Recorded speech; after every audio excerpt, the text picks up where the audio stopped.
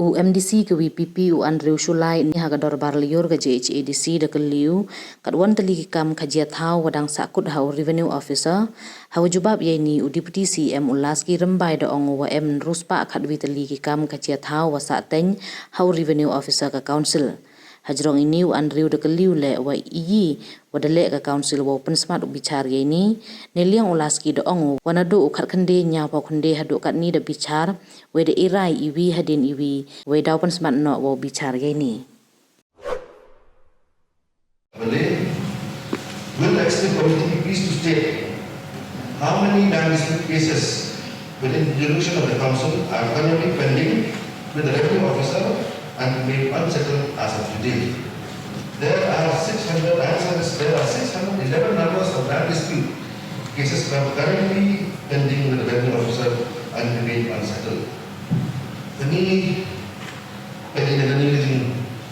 na kali ini pun yang menjadi unsettled case. Dia step bahkan ini tinggi amat tahu kan mereka ni lupa kok level yang revenue officer mau level kuasa kuasa karena apa revenue officer kat ni jing kia ketika jimbol mesti case pula. Ia step dari isi, bahkan di sekitar sedang ditambah per dan tambah step. Ia step dari isi dari komiti, kalau chamber dapat step, kalau dispose of yang ini case juga satu people yang revenue officer. Master Deputy Master, hippo dari step ketika kepada step komiti yang mengangkat. Step lagi aku try while hearing one another after another. Nebenta nado isnem kiwa mencuat do kadenya about kandid dahem di dispute habu usna maraja program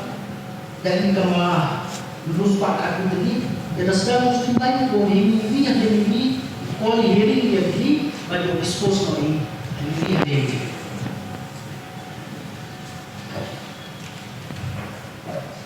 ada jadi isi mana kerja aja macam sebab di secara sistem bahwa visi itu benar-benar standar case kalau sudah secara pun level untuk begini pak nak kau import apa